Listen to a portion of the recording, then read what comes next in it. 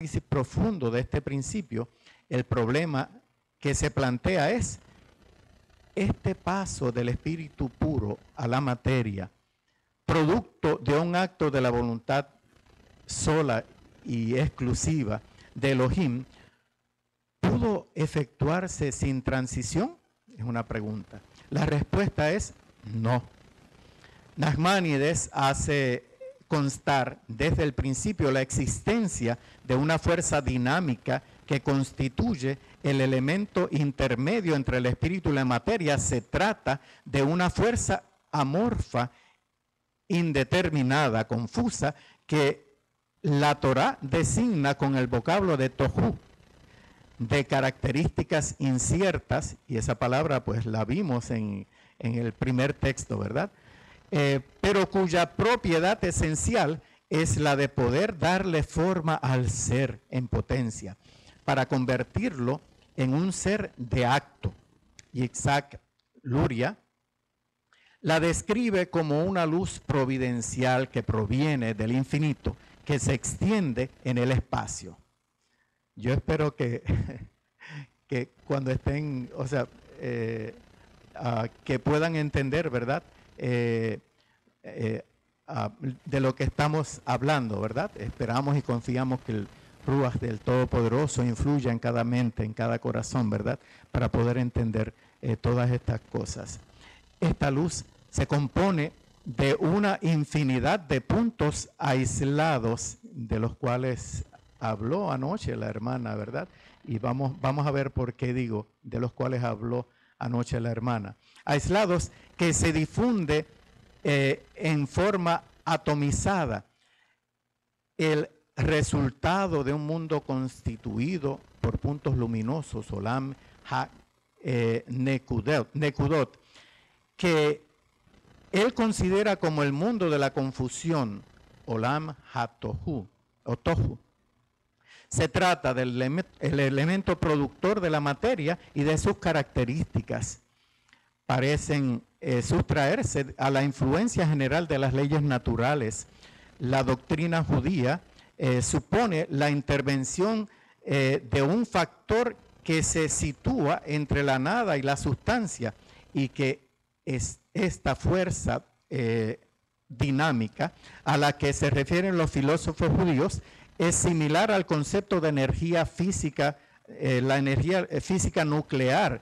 Esta desempeña el papel de agente organizador de la materia, constituyendo así la fase intermedia entre el mundo abstracto y el mundo concreto de lo que ha de aparecer a la existencia. Creo, bara. Esa es la segunda palabra, Bereshit bara. Se aplica exclusivamente a la creación del ser supremo. Hay otras palabras que se utilizan y se aplican para el hombre, ¿verdad? Como el verbo hacer y formar. Pero ese hacer y formar es procesar lo ya existente. Cuando habla de bara, está hablando del ser supremo que a partir de la nada creó las cosas. Creó la tierra, nuestro planeta, ¿verdad? Luego dice Elohim.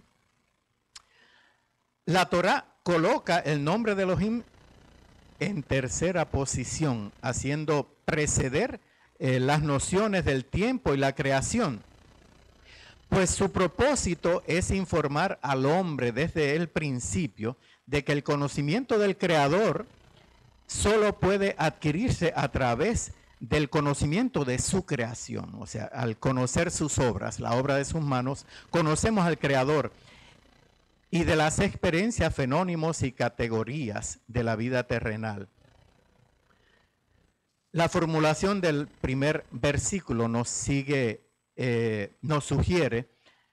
discretamente que busquemos a Elohim en el proceso de la creación y que vayamos adquiriendo así progresivamente por medio de nuestra inteligencia lo que la UNA nos propone al principio de nuestra existencia humana, pues el conocimiento es el coronamiento de nuestra emuná. Y vamos a ver esas palabras. Podemos ver Bereshit bara Elohim. Si ustedes se fijan, Elohim empieza con Aleph. Y la hermana Díaz dijo anoche que el mundo fue creado por un tilde, refiriéndose a la yod, ¿verdad? Si ustedes se fijan, la Aleph tiene dos yod. Una al derecho y otra al revés, ¿ok? Y a eso es que se refiere, ¿ok? Bereshit bara Elohim. Si ustedes se fijan, la palabra Bereshit, para que suene Bereshit no necesitaba el Aleph.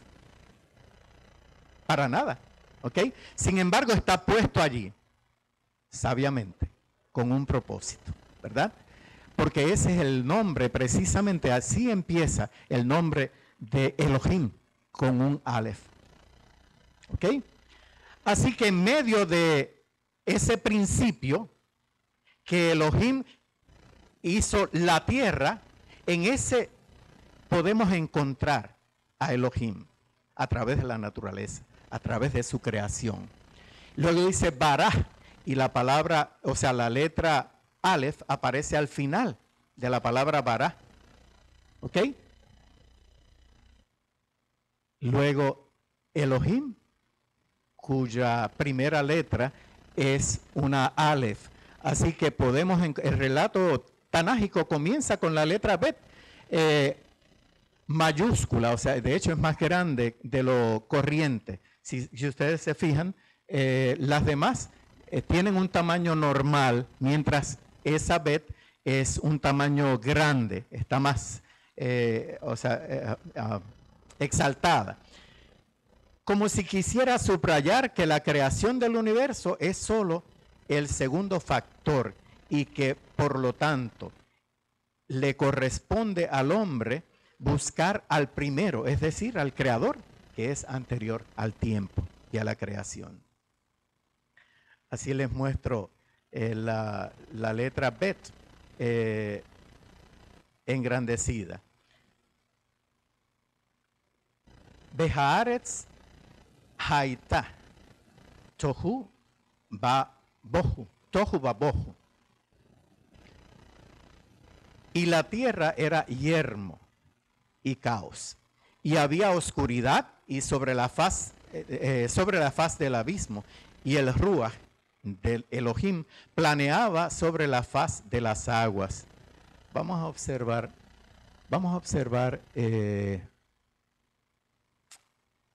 este versículo.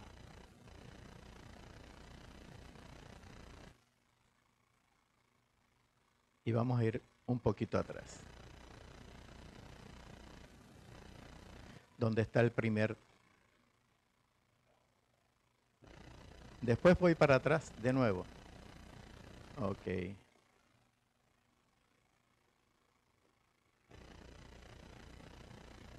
Ok.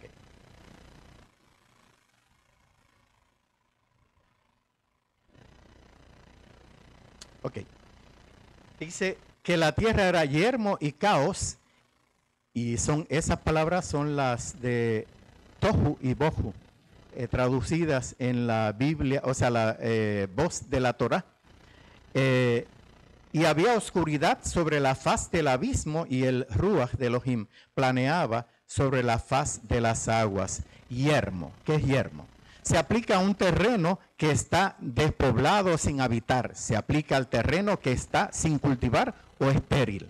Así que esa era la condición de la tierra cuando Elohim dijo, o sea, creó la tierra en esos momentos, ¿verdad? Estaba vacía, desértica.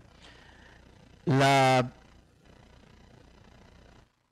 hora mesiánica lo traduce de la siguiente manera: la tierra estaba invisible y sin terminar.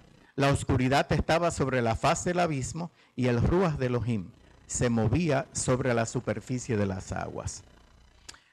La BIN, versión israelita nazarena, dice: La tierra estaba sin forma y vacía. La oscuridad cubría la superficie del abismo y el aliento de Elohim se movía sobre la superficie del agua. Behaaretz haita tohu babohu.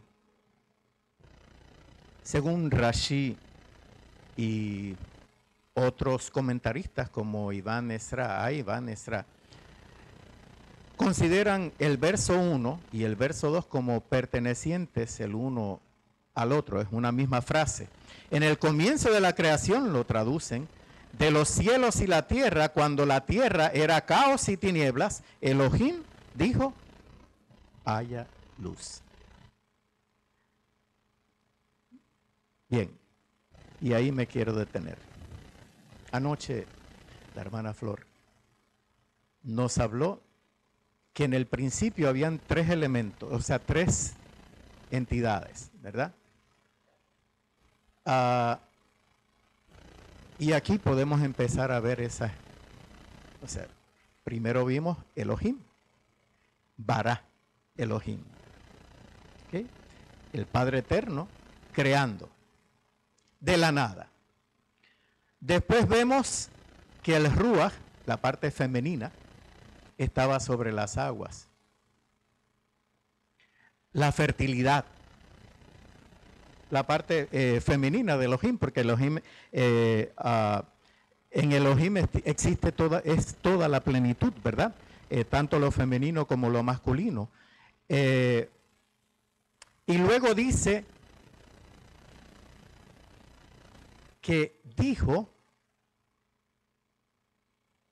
y ahí interviene entonces la palabra. Elohim dijo: haya o hágase la luz. Ok.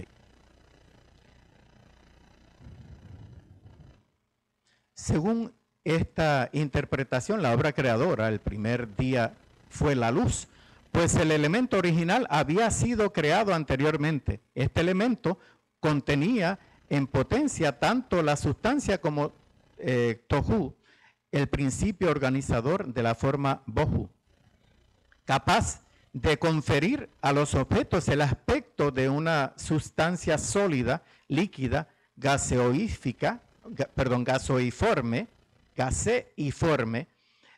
o calorífica. A la luz de la concepción en la que el conjunto de todas las realizaciones futuras se consideran incluidas en el primer acto creador, resulta más fácil entender el Midrash de Pirkei Avot, capítulo 5, verso 1, que dice: el mundo fue creado por 10 palabras divinas, las Sefirot, ¿verdad? ¿No podía ser creado por una sola palabra? Pregunta. En efecto, Elohim pudo haber creado todo por una acción, pero él pensó en el castigo que merecían los impíos,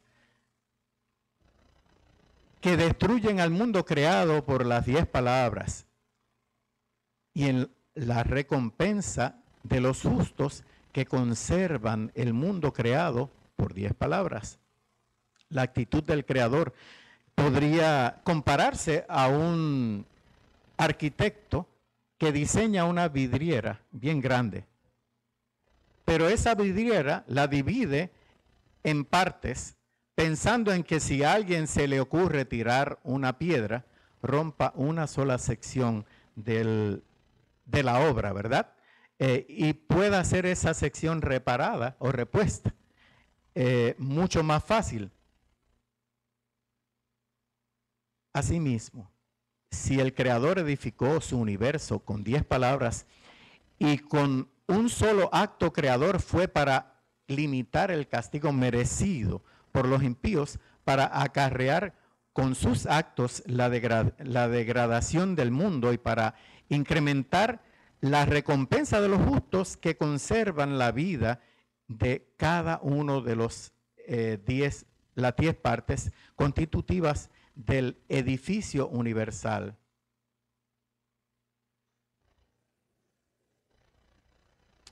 y había oscuridad sobre la faz del abismo. Las tinieblas no son solo ausencia de luz, sino que son un acto creador.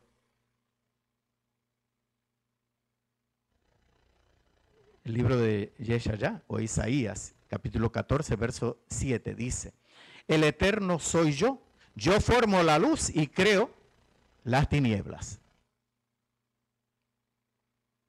Las tinieblas fueron creadas según Bereshit antes que la luz. Y esta cronología revela una característica tan propia del orden físico como del orden natural. Se trata del principio fundamental de toda evolución, que consiste en pasar de lo negativo a lo positivo y de la nada a la existencia en todos los aspectos de la vida terrenal.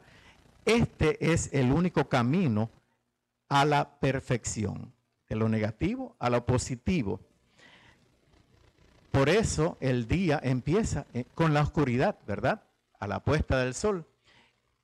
La primera sección del lo que le llamamos Yom, ¿verdad? Es en ese tiempo donde se pone el sol y luego cuando sale, esa es la primera sección. Luego está la segunda sección del día, que es la parte diurna. Por esa razón, a veces en español entiendo que se presta para confusión, porque día nosotros siempre pensamos en claridad y noche como oscuridad. Sin embargo, en la palabra hebrea no hace diferencia, es Yom. Yom recoge la parte oscura del día y la parte clara del día.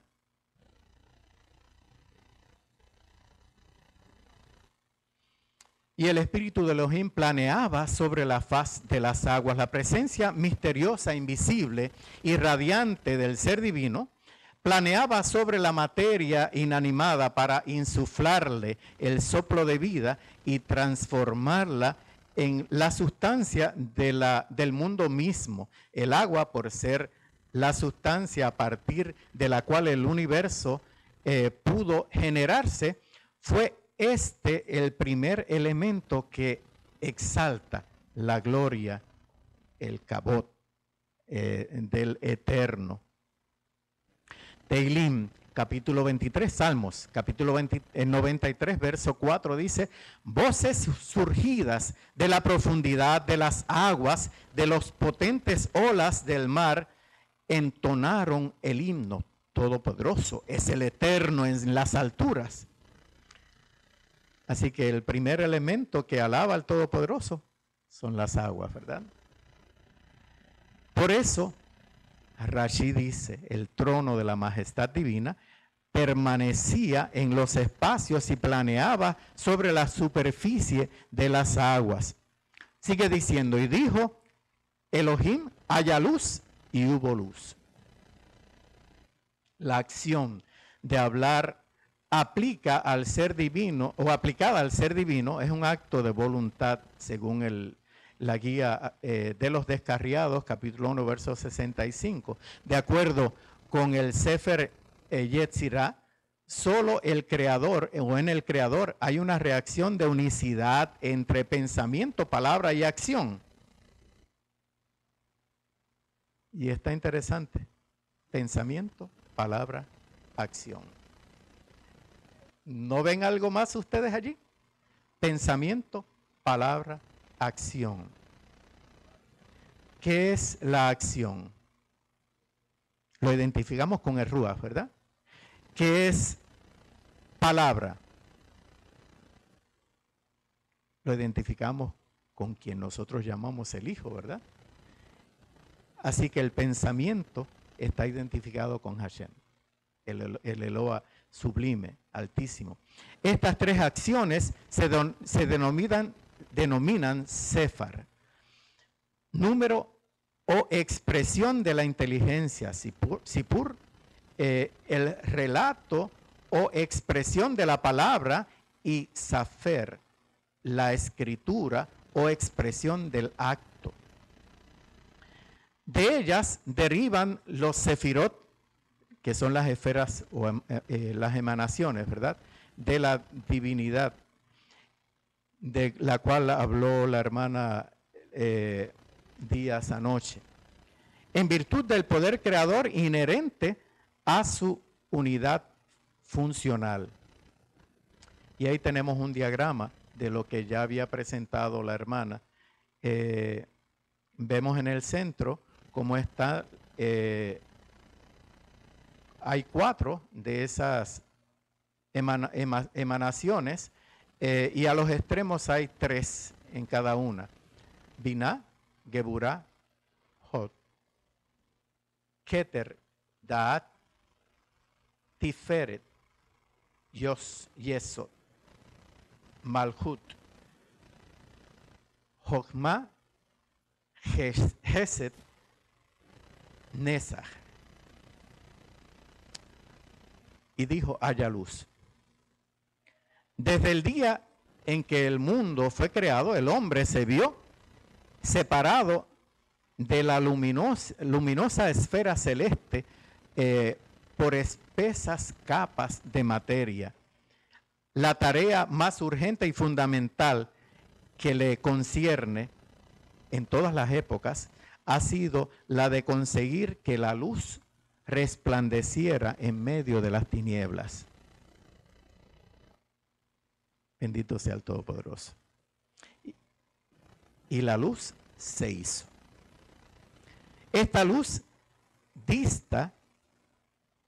distinta, a la que proporciona más adelante el sol, la luna y las estrellas. Debe disipar las tinieblas que cubren el abismo. Estos primeros 3 versos son el inicio de lo que conocemos como la creación. La Torá hace claro desde el mismo primer momento quién es el autor de todo lo creado y qué hizo cada uno de los 6 días creativos y la separación del 7º día como Shabbat para intimidar con sus criaturas.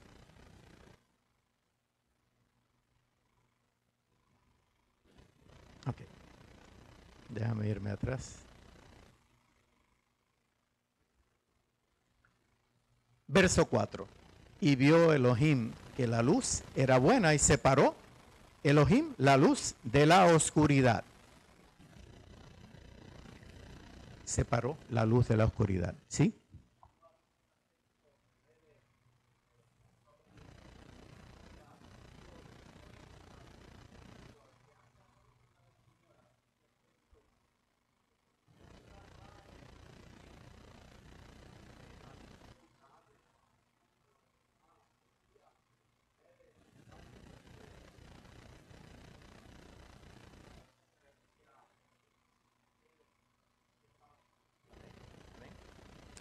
Dice, y separó Elohim la luz de la oscuridad. Elohim no quiso que la luz dominara las tinieblas a pesar de considerar como buena la luz. Dejó que las tinieblas subsistieran, limitándose a separarla de la luz. En efecto, desde el comienzo de la creación, Elohim instituyó en el universo un gran principio básico, el de Havdalah, cuyo principio es la separación de los géneros en masculino y femenino. Así pues, Elohim separó el cielo de la tierra y nosotros en nuestras oraciones alabamos a aquel que separó lo sagrado de lo profano, la luz de las tinieblas, Israel de las demás naciones y el Shabbat de los 6 días de trabajo. En la economía del mundo, dicho principio constituye el elemento estimulante y catalizador de la vida terrenal. En efecto, una biopolarización universal es lo que asigna al hombre su cometido de este mundo, el de desplegar todas sus energías para superar las dualidades o el dualismo y realizar la unidad suprema en todos los campos, pues todo procede de una sola y única fuente, y todo tiende instintivamente a volver a ella. Yohanan, el capítulo 17, dice, y yo no estoy en el mundo, mas estos están en el mundo, y yo voy a ti, Padre Santo, a los que me has dado, guárdalos en tu nombre, para que sean uno, así como nosotros, para que todos sean uno, como tú, oh Padre, en mí y yo en ti, que también ellos sean uno en nosotros, para que el mundo crea que tú me enviaste. La gloria, o el cabot, que me diste, yo les he dado para que sean uno, así como nosotros somos uno. A fin de cuentas, Hashem hizo la separación en el principio con el propósito de que al final lleguemos a esa unidad, ¿verdad?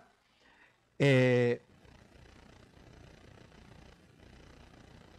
hombre y la mujer inicialmente formaban un solo cuerpo, ¿verdad?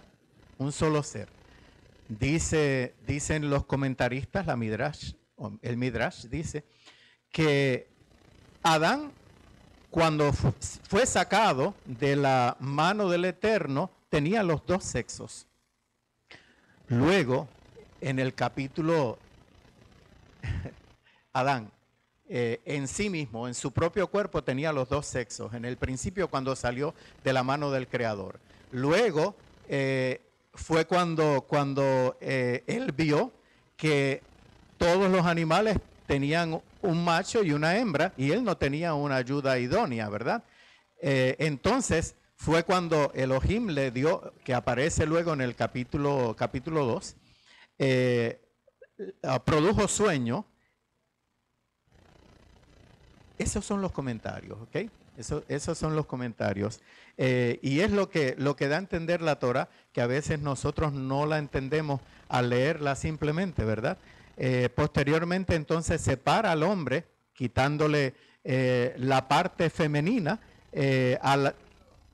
quitarle entonces la costilla y formar a la mujer. Por eso Adán le dijo varona, ¿verdad? O la llamó varona, porque del varón fue sacado. Así que interpretan los sabios en la antigüedad que el hombre y la mujer formaban inicialmente un solo ser humano y posteriormente entonces fueron separados. Ocurre otro tanto con las otras separaciones citadas más adelante. En ningún caso debe ser considerado como normales o representativas de un estado de cosas eterno, inmutable y definitivo. La Reina Valera de 1960 en Gálatas capítulo 3 verso 28 dice: ya no hay judío ni griego, no hay esclavo ni libre, no hay varón ni mujer, porque todos vosotros sois uno en Yeshua HaMashiach. ¿Ok? Por no decir la palabra en español, sino en hebreo, ¿verdad? Pero así la utiliza, en español la utiliza la Reina Valera. Lavín, ese mismo texto lo traduce de la siguiente manera: ya no hay yehudita ni griego, no hay esclavo ni libre, no hay varón ni mujer, porque todos ustedes son uno en Mashiach Yahushua. En otras palabras, todo va a volver a su inicio, ¿verdad? ¿Por qué ustedes creen que Yeshua, en la parábola, dijo: ¿de quién ustedes creen que será mujer? Aquella que se casó primero, murió el esposo y no le dejó herencia, o sea, no hubo heredero. Se casó el segundo, murió y tampoco tuvo heredero, y preguntaron: ¿de quién va a ser? ¿Verdad? Entonces Yeshua dijo que no sería como ahora, ¿verdad? O como en sus tiempos y como en nuestros tiempos, sino que seremos como ángeles. ¿Ok?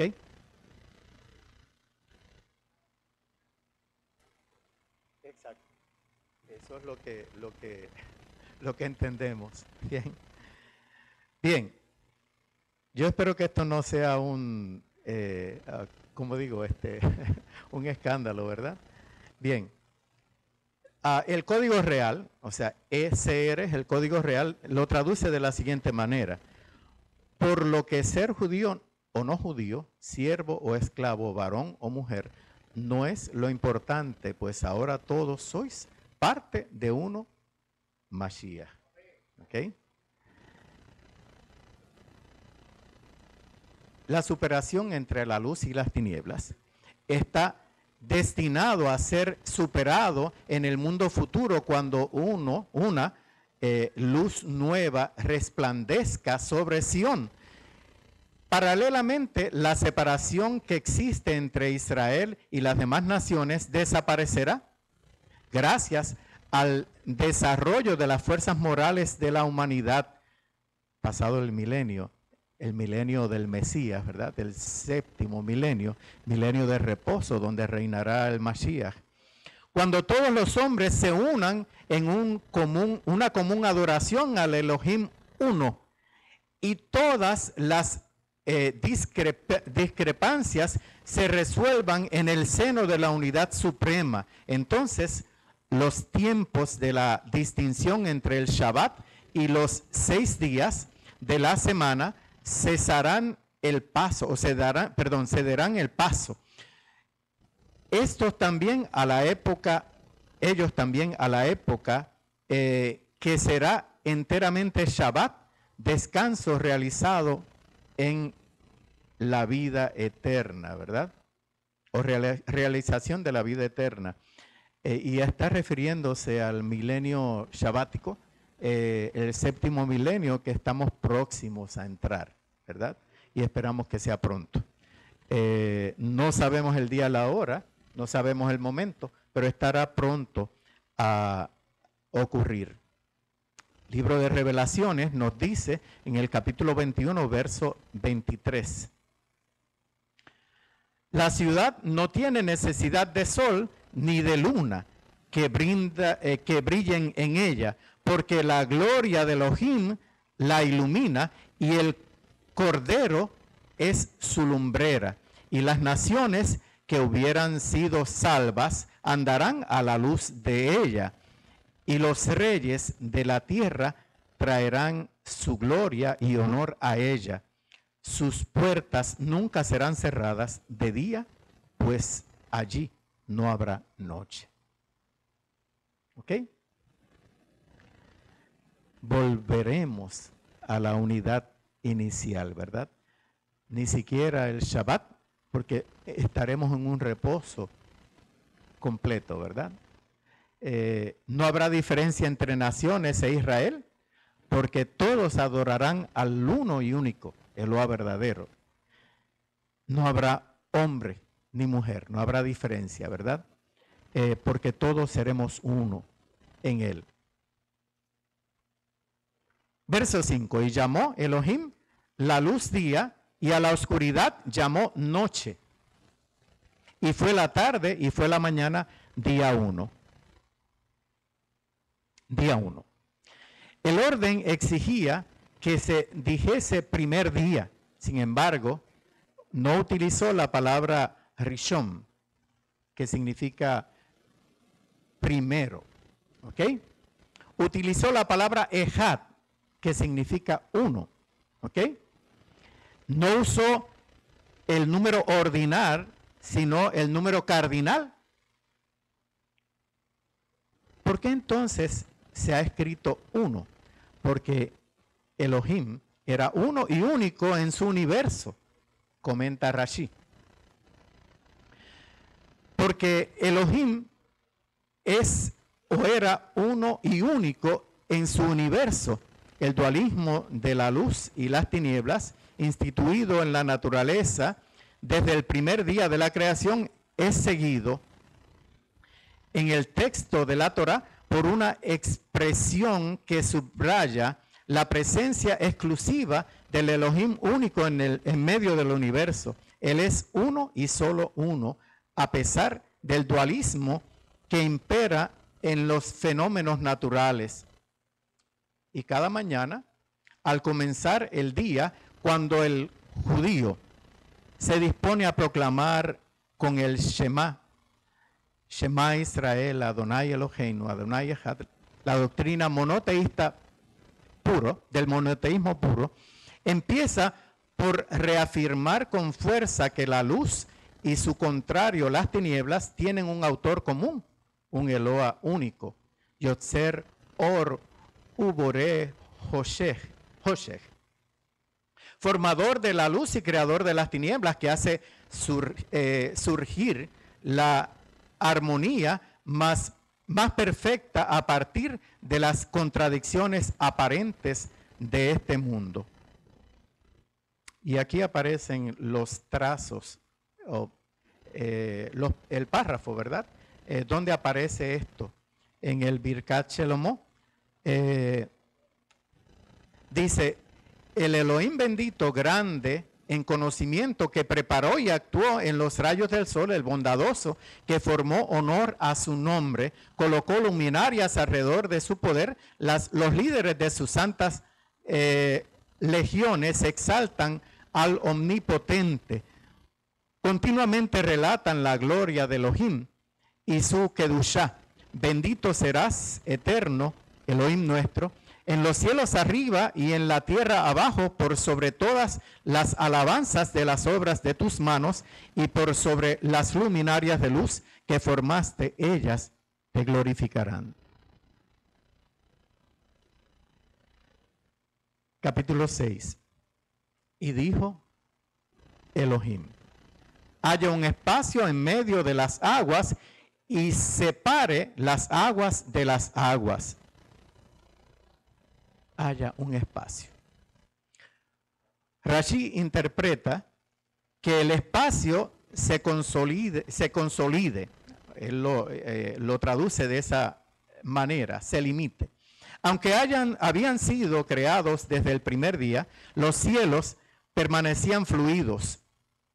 Se consolidaron el segundo día y cuando retumbó la voz de Elohim y dictó, hágase el firmamento, como un hombre que al oír una amenaza queda petrificado por el miedo. El primer día nos revela el irresistible poder creador de la palabra divina. El segundo nos enseña que la palabra basta por sí sola para detener las fuerzas impetuosas de la creación en plena efervescencia y para inmovilizar los elementos de la naturaleza. ¿Cuáles son esos elementos de la naturaleza? La luz, el aire, el agua, la tierra, ¿verdad? El amo del universo no ha abandonado su obra, sigue siendo el soberano absoluto y su palabra sigue formulando órdenes imperativas. Él no se confunde con este bajo mundo, sino que se alza sobre su trono por encima de la creación, haciendo uso de su libertad, ordenando y organizándolo todo con su palabra. E hizo Elohim el firmamento y separó las aguas que estaban debajo del firmamento de las aguas que estaban sobre el firmamento, y fue así.